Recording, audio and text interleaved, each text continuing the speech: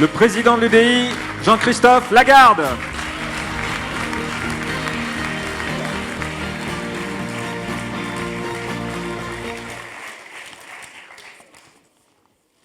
Chère Valérie, ce jour, nous, centristes, nous entrons enfin dans le combat présidentiel.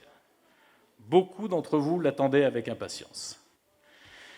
Je sais, j'ai entendu, certains me l'ont écrit, votre déception lorsque j'ai décidé de ne pas être candidat à l'élection présidentielle. Vous auriez sans doute, beaucoup d'entre vous, profité que, comme en 2019, pour les européennes, nous portions notre propre projet. Vous l'auriez préféré et j'ai fait un choix différent. Nous avions les moyens de le faire. Pas de problème de signature et pas de problème d'argent. Et surtout, tu l'as vu Valérie, pas de problème d'idées. Mais nous avions gagné notre indépendance pour faire ce choix librement. Pas pour porter une candidature qui eût été finalement contraire aux idées et aux valeurs que nous voulons porter. Je pense que je les aurais portées avec honneur vis-à-vis de vous, vis-à-vis des Français. Mais à la fin, une candidature, une seconde candidature dans le camp de la droite et du centre n'aurait eu pour résultat que de faire gagner Emmanuel Macron. Et je pense que cette victoire d'Emmanuel Macron est réellement dangereuse pour la France. Depuis 5 ans, il cherche à enfermer les Français dans un duel entre lui et Madame Le Pen pour que même si les Français ne veulent plus de lui, ils finissent par se résigner à voter pour lui.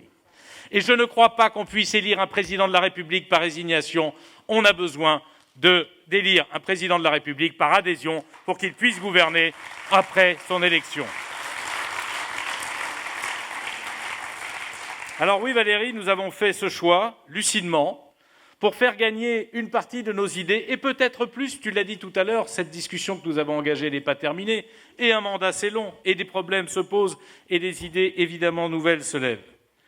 Oui, si nous avions porté une candidature, nous aurions fait perdre toutes nos idées. Et en soutenant la tienne, nous en ferons gagner une large part. On l'a encore entendu cet après-midi. Parce que dans la Ve République, on ne gagne pas seul. On gagne en construisant des coalitions, en faisant des additions, plutôt qu'en essayant de préserver sa singularité et s'isoler jusqu'à ce que nos projets ne puissent jamais voir le jour. Ça ne veut pas dire, chère Valérie, on m'interroge souvent, et j'y reviendrai tout à l'heure, sur les différences qu'il peut y avoir entre les projets UDI, ceux des Républicains et les tiens. Bien sûr qu'il peut y avoir des différences. Et il peut, tu le disais tout à l'heure, parfois y avoir même des divergences. Mais il y a surtout des convergences. Et ces convergences sont plus nombreuses que les autres. Et elles permettent, bien sûr, de proposer aux Français une alternance dont ils ont bien besoin et dont ils ont envie. C'est avec ces convergences que nous pouvons nous donner les moyens de gagner. Michel, tu as bien voté, puisque quand je t'ai salué, tu n'étais pas là. Je sais aussi, depuis le mois de décembre, et la désignation de Valérie comme candidate des Républicains à la primaire, je sais l'impatience de beaucoup d'entre vous d'entrer dans cette campagne. Mais si je vous ai demandé d'attendre, si nous avons attendu ce Conseil national, c'est parce que, aussi bien moi-même que la direction de l'UDI, mais aussi que Valérie Pécresse, nous voulions d'abord et avant tout une alliance de projet, pas un accord politique, pas un accord d'appareil, une addition de projets. Cette capacité, comme tu le dis, à augmenter et à pimenter le projet que tu veux porter devant les Français, que nous portons désormais ensemble devant les Français. Une alternance politique qui ne laisse pas nos idées de côté. Et c'est ce travail qui, en 1 mois et demi, a pu commencer et largement être engagé. Enrichir ce projet, c'est chose faite. Il y a encore des choses au cours de la campagne, tu le disais, qui viendront, je pense par exemple aux propositions de Valérie Six tout à l'heure, qui viendront s'ajouter. Mais, mes chers amis, ne vous laissez pas intimider par ceux qui veulent donner une fausse image, aussi bien de Valérie Pécresse que de nous-mêmes.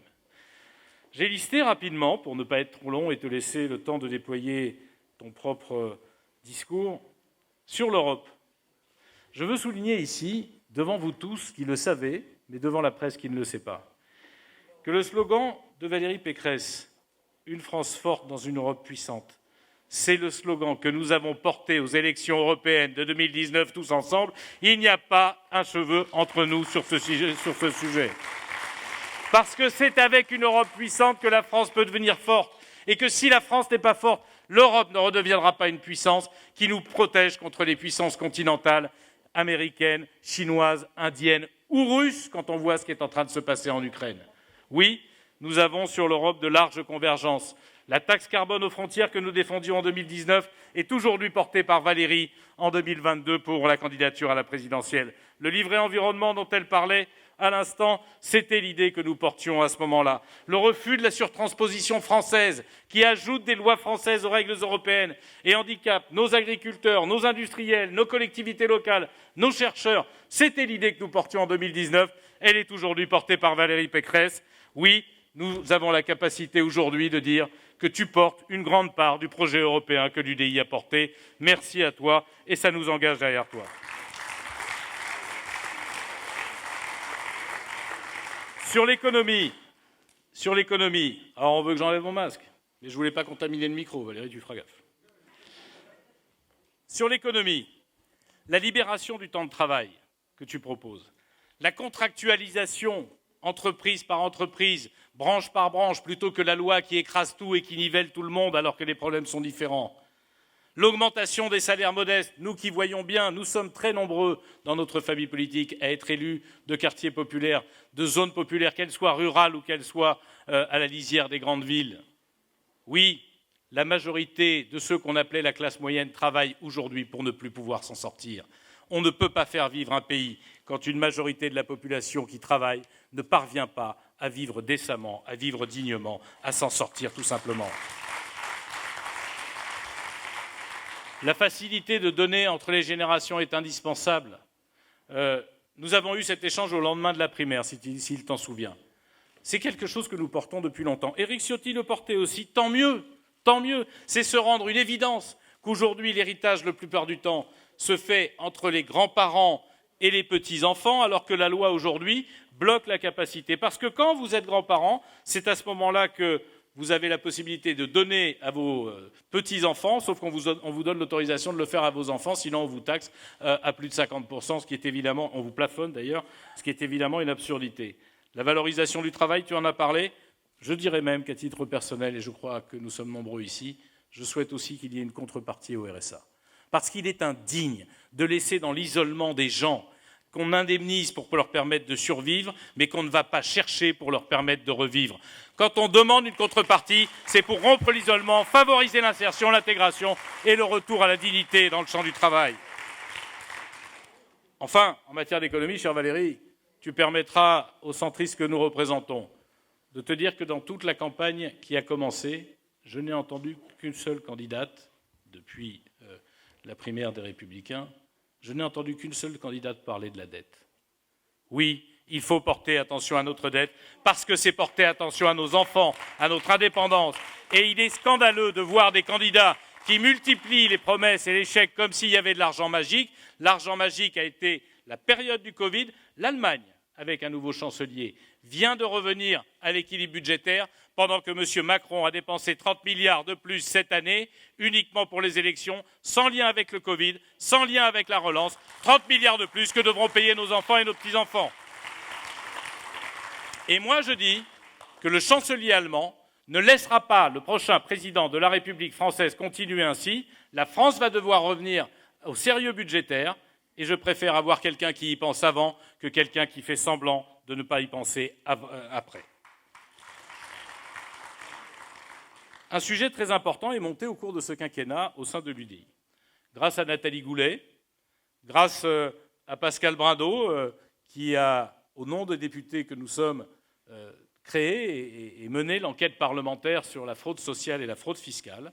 Et puis, grâce à Charles Prats, qui est parmi nous, qui est notre conseiller national en charge de ces sujets, qui a déjà intégré ton équipe de campagne avec mon assentiment, parce qu'on ne peut pas laisser en jachère un tel terrain. J'ai été très choqué qu'au cours de ce quinquennat, Nathalie Goulet, nommée parlementaire en mission par le Premier ministre de la France de l'époque, se voit opposer par des administrations sous l'autorité du ministre le refus de répondre à des questions simples, comme par exemple celle-là, Comment peut-on avoir 72 ou 75 millions de cartes vitales quand il y a 67 millions de Français et que tous les Français de moins de 16 ans n'ont pas de carte vitale? On a un gros problème. Il faut que le politique reprenne la main sur l'administration. C'est une des raisons pour lesquelles nous souhaitons un ministère sur ces sujets, parce que les Français ne supportent plus qu'en réalité, ceux qui trichent s'en sortent mieux que ceux qui respectent les règles, parce que c'est à nous, au centre droit, parce que c'est à vous, à droite, de vous saisir de ces sujets pour cesser d'en voir l'exploitation par l'extrême droite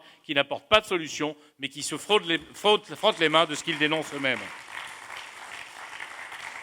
Sur l'éducation, quel bonheur de t'entendre réclamer un examen d'évaluation en 6e pour qu'on apporte, et Laurent Lafont, en tant que président de la commission au Sénat, le dit aussi, pour qu'on puisse apporter l'aide à ces jeunes Français. 1 sur 5 qui ne maîtrisent pas les mathématiques suffisamment pour être en 6e. 1 sur 6 qui ne maîtrisent pas le français suffisamment. Ce sont des enfants qu'on envoie directement au RSA, qui pèseront comme des boulets sur la société, au lieu de les éduquer dès le départ et d'en faire de véritables moteurs qui nous permettraient effectivement d'avoir une France qui retrouve sa fierté. De libérer l'école parce qu'il y a des formidables expériences pédagogiques qui doivent être renouvelées, reproduites, qu'on puisse les laisser s'adapter aux populations qu'ils ont en face d'eux.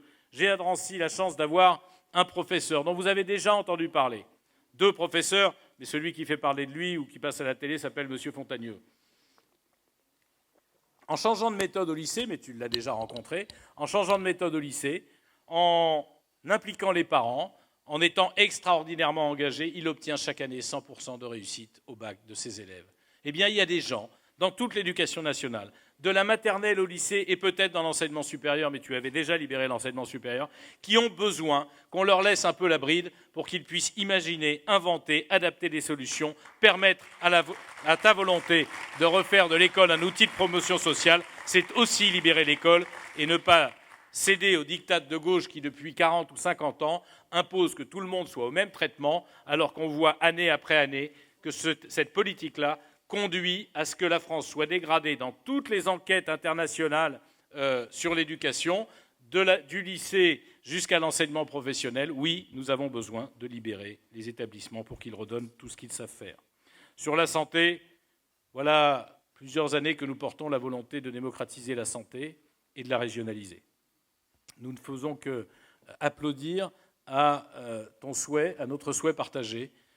Et je crains que la crise sanitaire ait enfin montré à quel point il était absurde de vouloir confier la santé à des administrations non dirigées par des élus qui ne rendent de compte à personne, parce que finalement, les ARS, dont personne ne savait ce que c'était avant le Covid, ce ne sont jamais que des petits ministères de la Santé qu'on a renvoyés sur le terrain, mais qui ne rendent compte qu'à une seule chose, à la rue de Ségur, au ministre de la Santé. Je préférerais qu'ils rendent compte aux présidents de région, de sorte que les présidents de région aient à rendre compte au peuple de leur santé.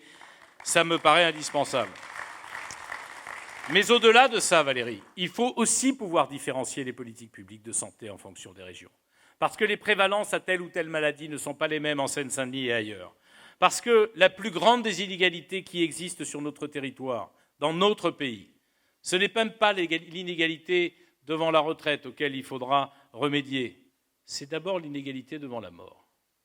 Ton prédécesseur, cher Valérie Six, avait travaillé sur ces sujets et montré à notre groupe à l'Assemblée nationale que dans la région des Hauts-de-France, chère Valérie Létard, on meurt en moyenne 4 à 5 ans plus tôt que dans les autres régions.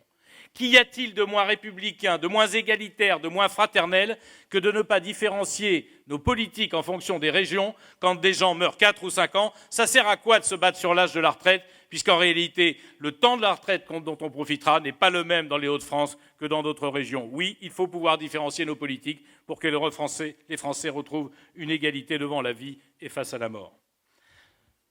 Avoir des jeunes médecins sous-dotés en zone médicale sous-dotée concerne toute la France. En dehors du cœur des grandes métropoles, tu le sais, toi qui diriges la plus grande région en termes d'habitants de France, la misère, l'impossibilité d'accéder à des soins, on parle beaucoup de la sécurité sociale parce qu'elle nous donne à tous le droit d'être soignés, mais on ne nous en donne plus la possibilité, que ce soit dans les banlieues ou dans les zones rurales. Et cette idée, tu dis 1 an, nous disons 3 ans, on verra bien. En tout cas, cette idée que quand l'État, la nation investit pendant 10 ans pour former des médecins, elle peut leur faire découvrir des territoires qu'ils ne connaissent pas mais leur permettre surtout de les soigner. Et je suis sûr, et nous sommes convaincus, on en parlait en groupe parlementaire, en groupe de députés mardi dernier, nous sommes absolument convaincus qu'en plus, des jeunes qui sont issus de province vont découvrir des banlieues dans lesquelles ils resteront. Des jeunes de banlieue vont découvrir des provinces dans lesquelles ils resteront. En réalité, ils construiront une vie différente en même temps que la population pourra rester dans ces quartiers et trouver le droit à la santé que la République leur proclame mais ne leur assure plus. Sur les quartiers populaires, permet au parti qu'a fondé Jean-Louis Borloo de dire combien nous avons encore en tête le crachat au visage qu'Emmanuel Macron a fait à Jean-Louis, qui cherchait à défendre un plan banlieue pour que la République soit un lieu d'égalité. Peut-être avait-il le problème hormonal de mâle blanc, comme il disait. Encore que je ne crois pas que ce soit une question de mâle ou de femelle, de blanc ou d'autres couleurs. C'est une question d'égalité et de fraternité, comme le dit le slogan de la République. Mais, disons les choses concrètement, le plan Borloo que Emmanuel Macron avait demandé à Jean-Louis a été jeté à la poubelle avec le même mépris que le président de la République a pour ces Français modestes qui, à ses yeux, ne sont rien. Il l'a jeté à la poubelle et tu es, toi, une digne héritière en cela de Nicolas Sarkozy. Lors du grand meeting de Villepinte de Nicolas Sarkozy, j'étais monté à la tribune à sa demande pour dire que jamais on n'avait mis autant d'argent dans les quartiers populaires que sous sa présidence. 40 milliards pour l'ANRU sous Nicolas Sarkozy, 6 milliards sous Emmanuel Macron, alors que les quartiers populaires en question en ont toujours autant besoin. Alors je veux dire que nous partageons ta volonté, à la fois pour rétablir l'égalité républicaine, mais aussi pour permettre la promotion et pour faire de ces quartiers des moteurs d'innovation, de dynamisme, de ne pas les laisser de côté pour que vivent tranquilles, soi-disant quelques personnes, mais en réalité ça les menace. Oui, il faut casser les quartiers ghettos, chère Valérie, et en refaire des quartiers à vivre. Ça nécessite de l'argent, et ce n'est pas que dans les murs qu'il faut le faire, c'est dans l'école. Et enfin, quelqu'un ose dire, moi qui ai grandi, qui vis et qui suis élu de Seine-Saint-Denis, qu'il est scandaleux qu'on ait laissé des villes construire des quartiers entiers, des villes entières pour certaines, où on se trouve à 60, 65, 70, 75% de logements sociaux. Ce sont les mêmes qui parlent de mixité sociale alors qu'ils ont créé les ghettos sur lesquels ils espéraient faire leur terreau électoral. Sur l'environnement, chère Valérie, là aussi, nous avons été inspirés, sensibilisés par Jean-Louis Borloo, mais par d'autres que tu connais très bien. Je pense par exemple à Jean-Philippe Dugouin-Clément, que tu a eu comme vice-président chargé en l'espèce des questions d'environnement. Il y a eu évidemment Chantal Joanneau en son temps qui lui a précédé. Ce qui nous frappe, c'est qu'il y a absolument besoin que la droite et le centre-droit soient les écologistes de la raison, de la science. C'est dramatique de voir qu'on affuble du nom d'écolo ceux qui portent l'écologie de la croyance. Quand j'entends le maire de Bordeaux dire que les sapins de Noël sont un problème et le maire de Lyon dire que le problème c'est le Tour de France et qu'on a autant de logements qui sont des passoires énergétiques en France qu'ils ne regardent pas, quand j'entends ces gens-là dire qu'il faut réduire le parc nucléaire et en même temps développer l'énergie hydrogène, ce que même les experts du GIEC, qu'on ne va pas soupçonner de ne pas être écolo, contestent, que nous contestions, cher Louis, au moment des élections européennes en disant qu'on avait besoin du parc nucléaire et en plus des énergies renouvelables. Il faut miser sur la science. Ces gens-là sont en train de perdre la raison à notre peuple et à notre jeunesse.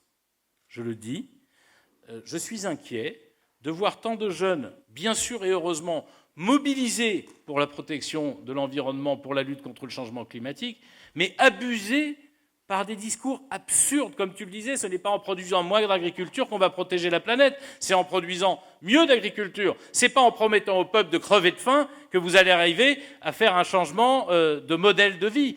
Il faut arriver à habiter différemment, à se déplacer différemment, à produire différemment. Mais il ne faut pas expliquer qu'il faut faire moins, c'est juste absurde. Et c'est la science, c'est la raison qui nous donnera ça. Eh bien, chère Valérie, à tes côtés, nous voulons être des écologistes de la science, pas de la croyance, être ceux qui défendent l'hydrogène, les logements rénovés, le nucléaire, et ne pas opposer d'ailleurs l'écologie et la possibilité d'une croissance raisonnée, parce que les deux sont nécessaires si on veut y arriver. J'avais envie quand même de vous dire un mot sur le président de la République, ou deux en réalité. Puisqu'on parle du nucléaire, et que tu le sais, et je dis ça devant Louis Giscard d'Estaing, c'est Valéry Giscard d'Estaing qui a pris cette décision absolument stratégique et dont nous bénéficions encore aujourd'hui, tant sur le plan du tarif, même si en ce moment il augmente, que sur le plan de l'environnement, il a pris la décision de lancer le parc nucléaire français. Ce parc nucléaire, il a donc été lancé dans les années 70. Nous sommes en 2020. 50 ans après, nous bénéficions de cette décision. Je veux dire quelque chose que personne n'a dénoncé.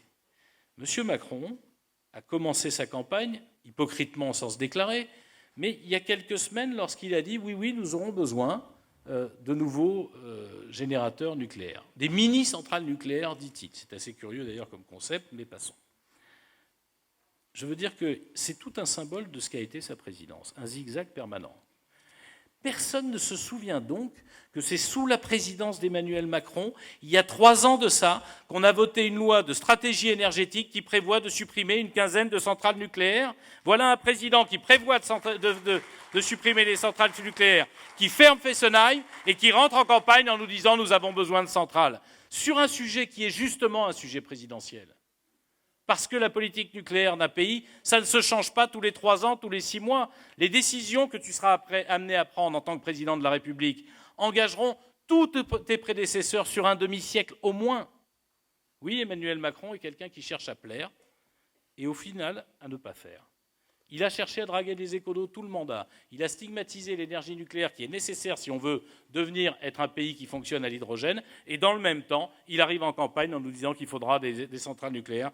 Il y a des moments où se fiche du monde à ce point-là est franchement révoltant. Mais alors, le plus beau, et pour nous centristes, c'est sur l'Europe. Tout à l'heure, James Chéron, notre délégué aux affaires européennes, le disait, et je veux vous y rendre attentif.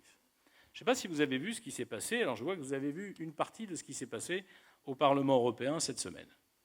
Emmanuel Macron, qui a déjà commis la grande faute pour l'Europe et pour la France, de ne pas demander le report de la présidence française européenne parce qu'il s'est dit que ça lui servirait d'être président de l'Europe pendant la campagne électorale. Alors il a commis une grande faute d'abord parce que, en étant un président en campagne, en étant un président en sursis, il n'est pas crédible vis-à-vis des autres chefs d'État et de gouvernement. On te posait la question tout à l'heure, tu fais quoi à partir du mois de mai? Mais la question, elle est en réalité dans la tête de tous les chefs d'État et de gouvernement en Europe. Ils ont en face d'eux Emmanuel Macron qui leur dit « il faudrait faire ci, il faudrait faire ça ». Et qu'est-ce qu'ils ont en tête? Est-ce que tu seras encore là en avril prochain? Voilà la réalité de la faiblesse de la présidence française. Il n'y a rien à attendre de la présidence française de l'Union européenne dans ces conditions-là. Si on avait présidé au deuxième semestre, comme ça s'est déjà fait par le passé, quand des pays l'ont demandé, alors oui, un nouveau président de la République, une nouvelle présidente de la République aurait eu la force et la puissance de changer un certain nombre de choses en Europe. C'est un premier crime contre l'Europe pour celui qui se prétend si européen. Mais, deuxième fait marquant de la semaine, je ne parle pas de tous ces candidats qui sont, et je pense à l'écolo, entre autres, qui sont venus parler de la France au milieu du Parlement européen et que de la France. Ce qui était indécent et indigne, d'abord donnant une image détestable de notre pays et montrant pourquoi nous ne sommes pas défendus au niveau européen, parce qu'en réalité, ils ne sont pas capables de nous y représenter et de représenter l'Union européenne, les intérêts de la France dans l'Union européenne, mais amener le débat politique français, tout le monde l'a vu, c'était assez minable. Mais surtout, les journalistes français n'ont pas suffisamment relevé que Manfred Weber, le président du Parti populaire européen, la droite européenne pour faire simple, a donné une leçon de politique et d'Europe à Emmanuel Macron. Que lui a-t-il dit? Il lui a dit « Monsieur le Président, j'ai bien compris qu'ici, vous prenez ça pour l'arène politique française. » Il s'est aussi adressé aux députés européens qui ont joué à ce jeu-là, mais d'abord à Emmanuel Macron. Et il lui a dit « Vous ne pouvez pas utiliser la présidence française de l'Union européenne pour ça. L'Europe, elle passera dans 6 mois à un autre président. Elle a besoin d'enjeux. » Il lui a dit « Vous savez, vous avez inventé une opposition entre les progressistes et les illibéraux ou les fascistes. Je vais les appeler comme ça parce que je crois que c'est plus la vérité. Il lui a dit, vous avez inventé cette opposition, mais cette opposition n'existe pas. Vous êtes en train de vouloir la créer en Europe, comme il veut créer ce piège entre Le Pen et lui, pour que les Français n'aient pas le choix. Vous êtes en train de la créer, mais en Europe, ça n'existe pas. La majorité se construit au Parlement européen, entre droite et gauche, entre partis socialistes, libéraux et partis populaires européens. Vous êtes en réalité en train de dénaturer la politique européenne pour des raisons personnelles. C'est une réalité politique. Et la dernière chose, c'est qu'Emmanuel Macron a humilié la France ce jour-là, et ça je ne sais pas si vous l'avez vu du tout, parce que dans toute démocratie, quand un chef d'État, président de l'Union européenne dans le cas d'espèce, vient pour faire des discours, il y a un moment où les journalistes ont le droit de lui poser des questions. Le président de la République française a refusé de répondre à la presse européenne. Il s'est enfui, tant et si bien que les journalistes ont dû partir. Moi, j'ai eu honte d'Emmanuel Macron. Il peut avoir des désaccords avec la presse européenne, il peut avoir peur d'elle, mais il doit leur répondre. Parce qu'en refusant de répondre à la presse européenne, il a refusé de répondre aux peuples européens qu'il est censé présider pendant 6 mois. J'ai eu honte que le président de la République française pense tellement à son élection et si peu à la fonction qu'il occupe au nom de la France, au nom des Français et au nom des Européens ces temps-ci. Alors c'est vrai que pendant le quinquennat, nous avons voulu voir si les promesses du Nouveau Monde qui étaient posées étaient bien réelles ou une posture. Et cher Hervé Marseille, nous avons tenté au Parlement d'être utiles, de proposer un certain nombre d'idées qui auraient d'ailleurs évité les gilets jaunes, quand on a expliqué pourquoi l'augmentation continue de l'essence pour remplacer la promesse démagogique de la taxe d'habitation était une absurdité. Ça aurait aussi évité, mon cher Michel Zumkeller, cher Christophe Nejlen, je pense particulièrement à nos collègues députés, bien des épisodes Covid que nous avons tous en mémoire sur les masques, sur les tests, sur les confinements, sur la fermeture des marchés aux comestibles, bref, tout ce qu'ils ont fait sans jamais vouloir nous écouter. Parce que nous sommes très ancrés dans nos territoires, chère Valérie, comme tu le sais, nous connaissons la vie réelle des Français. On a essayé de faire redescendre sur Terre cette majorité venue de nulle part et qui croyait tant dans son Jupiter. En vain. S'il y a une chose que Macron a prouvée, c'est son incapacité à écouter autre chose que lui-même, à rassembler en tenant compte de la vie de quelqu'un d'autre que de lui-même, à apprécier, à considérer, à respecter quelqu'un d'autre que lui-même. C'est un président égotique qui, en réalité, refuse toute forme de partenariat. Il n'aime que les godillots. Édouard Philippe, après l'avoir loyalement servi, est en train d'en subir les rigueurs. Et nous avons refusé d'être les godillots d'Emmanuel Macron. D'ailleurs, nous ne serons jamais les godillots de personne, et ce n'est pas ce que tout nous demande. Nous préférons désormais être les alliés, les partenaires, la jambe centriste de Valérie Pécresse dans cette campagne.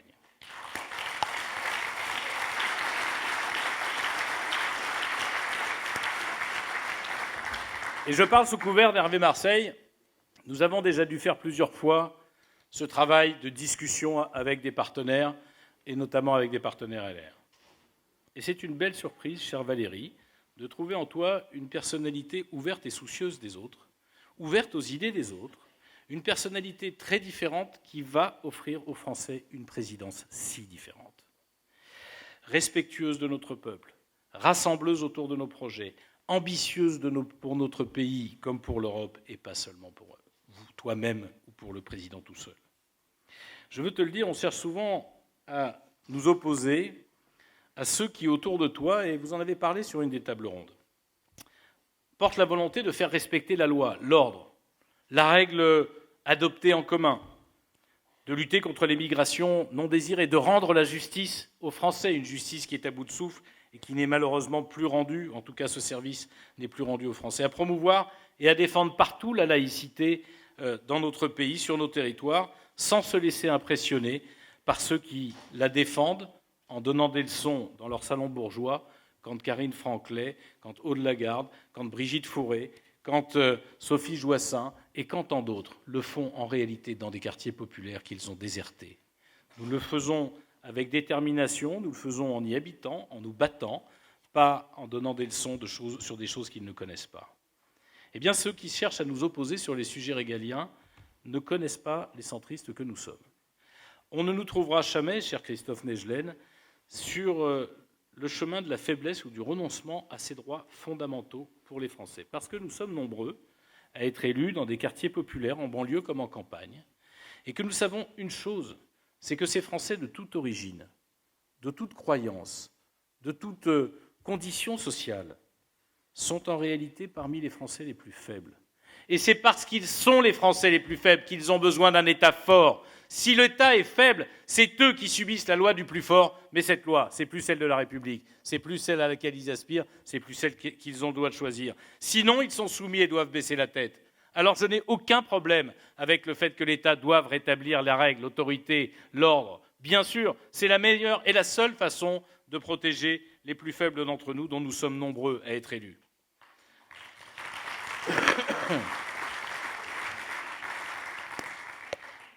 Avec l'UDI, chère Valérie,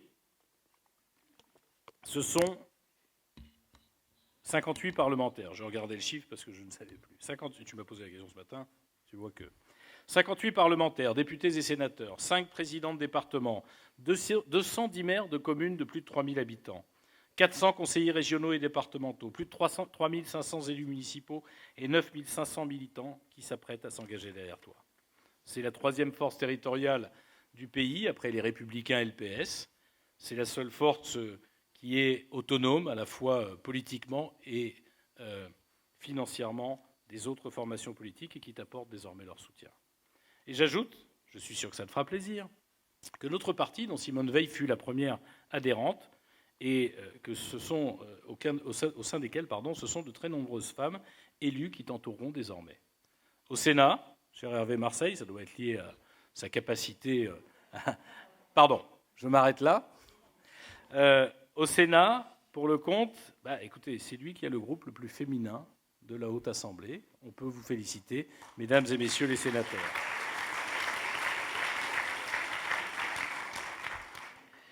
Dans les villes, chère Valérie, des femmes maires sont nombreuses à l'UDI. Et je vais vous prendre 2 exemples. Savez-vous que sur les 15 premières villes de France, les 15 villes de plus de 100 000 habitants, seules, je mets de côté Paris, encore qu'on se demande si Paris a eu maire, mais enfin bref, passons. Je reprends. Est-ce que vous savez que sur les 15 villes de plus de 100 000 habitants en France, il n'y a que 2 femmes qui sont maires, sur les 15. Les 13 autres sont des hommes. Et ces 2 femmes sont des femmes UDI, je pense à Sophie Joissaint et à Brigitte Fauré. Allons plus loin. Savez-vous que sur les 31 villes de plus de 70 000 habitants, il n'y a que 6 femmes sur 31 villes qui dirigent en tant que maire. Et sur les 6 femmes, 4 sont UDI. J'ajouterai aux 2 premières Karine Franclet pour Aubervilliers et Aude Lagarde pour Drancy.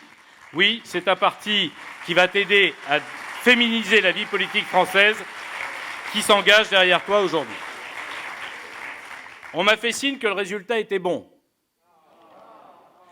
Mais je ne crois pas que ce soit moi qui l'annonce dans la scénographie, peu importe. Je vous dis quand même que de ce fait, par votre vote, chers amis, nous devenons le premier parti libre, non inféodé aux Républicains, allié aux Républicains désormais par ton entremise, représentatif dans tous les territoires, à te soutenir pour que tu deviennes notre prochaine chef de l'État. Parce que,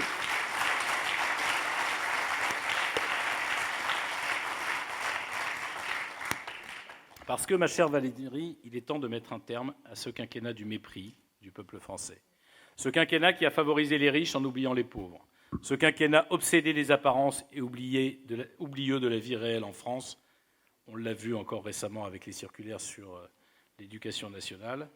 Tout ça parce qu'ils ont pris leur chef pour Jupiter. Eh bien nous, à Jupiter qui détruit par la foudre, nous préférons Athéna qui construit par la force et par l'amour.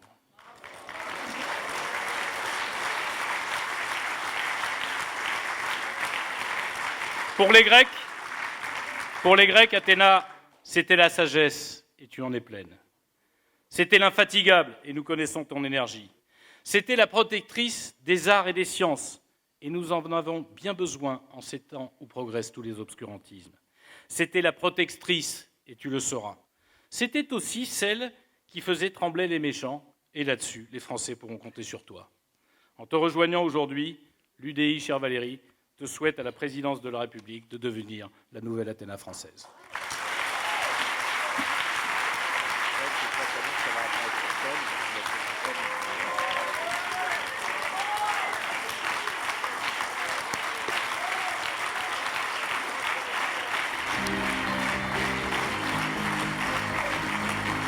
Alors nous avons le résultat du vote. La question était, voulez-vous, oui ou non, soutenir Valérie Pécresse? Vous avez répondu oui à 96,73%.